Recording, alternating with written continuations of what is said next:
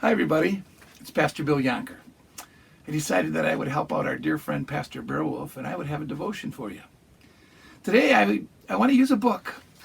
It's one of my favorite books of all time. It's called Alexander. Well, this is absolutely positively Alexander. It's a bunch of different Alexander stories, but my favorite one is Alexander and the Terrible, Horrible, No Good, Very Bad Day, written by Judith Viehorst.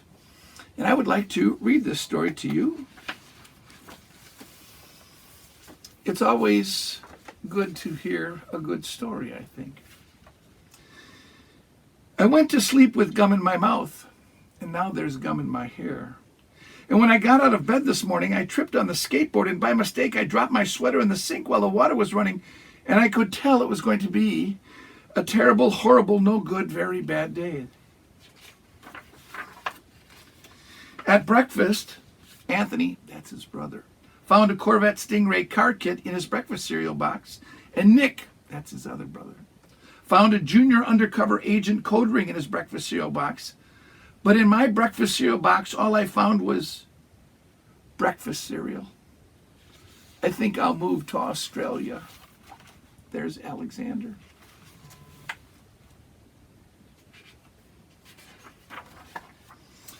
In the carpool, Mrs. Gibson let Becky have a seat by the window.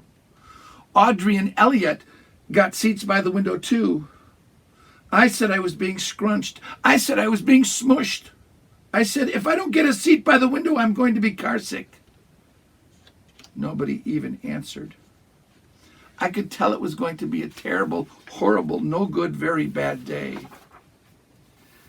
At school, Mrs. Dickens liked Paul's picture of the sailboat better than my picture of the invisible castle. At singing time, she said I sang too loud. At counting time, she said I left out 16. Who needs 16? I could tell it was going to be a terrible, horrible, no good, very bad day. I could tell because Paul said I wasn't his best friend anymore.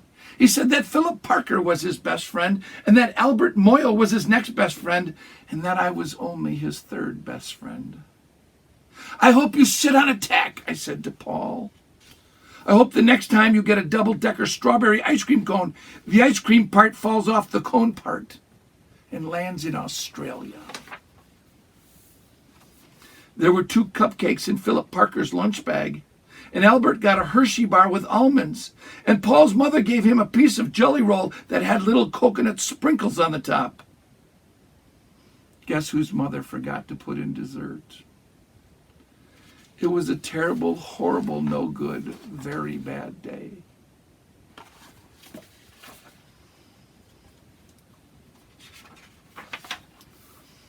That's what it was, because after school my mom took us all to the dentist. And Dr. Fields found a cavity just in me. Come back next week and I'll fix it, said Dr. Fields. Next week, I said, I'm going to Australia. On the way downstairs, the elevator closed on my foot. And while we were waiting for my mom to go get the car, Anthony made me fall where it was muddy. And then when I started crying because of the mud, Nick said I was a crybaby. You can see him crying in the mud.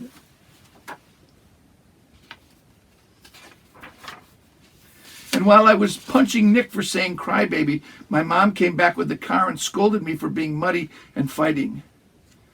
I'm having a terrible, horrible, no good, very bad day, I told everybody. And no one answered. So then we went to the shoe store to buy some sneakers. Anthony chose white ones with blue stripes. Nick chose red ones with white stripes. I chose blue ones with red stripes. But then the shoe man said, we're all sold out. They made me buy plain old white ones, but they can't make me wear them. When we picked up my dad at his office, he said I couldn't play with the copying machine, but I forgot. He also said to watch out for the books on his desk, and I was careful as I could be, except for my elbow. He also said don't fool around with his phone. But I think I called Australia. My dad said, please don't pick him up anymore. It was a terrible, horrible, no good, very bad day. There were lima beans for dinner, and I hate limas. There was kissing on TV, and I hate kissing. My bath was too hot. I got soap in my eyes. My marble went down the drain, and I had to wear my railroad train pajamas. I hate my railroad train pajamas. When I went to bed, Nick took back the pillow he said I could keep, and the Mickey Mouse night light burned out, and I bit my tongue. The cat wants to sleep with Anthony, not with me. It has been a terrible, horrible, no good, very bad day. My mom says some days are like that.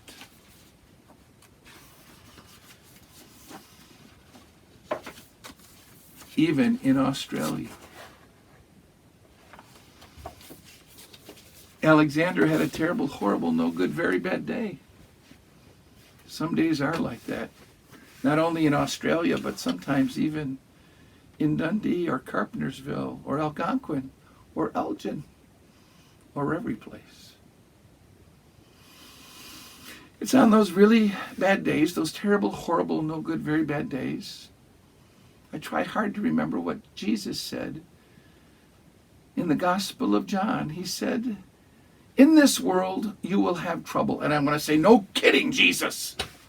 But he doesn't stop there. He says, but take heart, for I have overcome the world.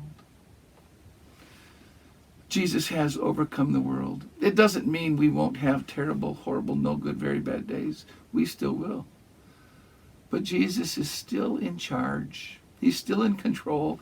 And best of all, he is still in love with us.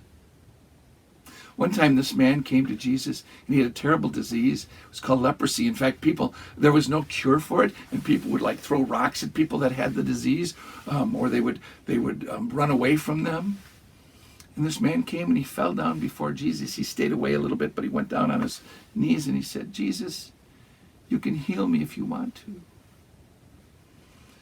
And the Gospel of Mark says Jesus reached out his hand and he grabbed him and he said, oh, I want to. And he healed him. That says to me some different things that are good. That's good to hear today.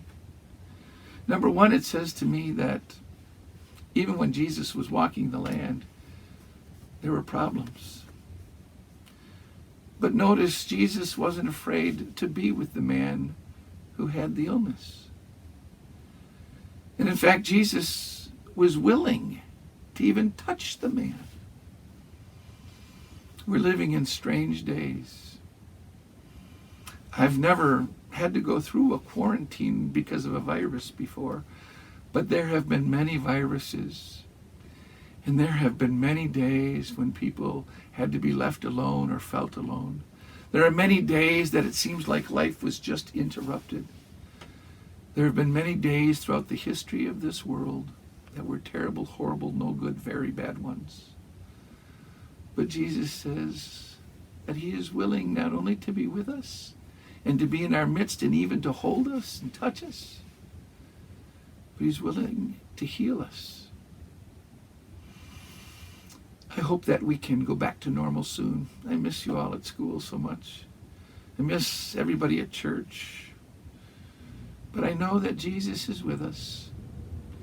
And he has overcome all the bad parts of the world. So even on those terrible, horrible, no good, very bad days, we can trust Jesus.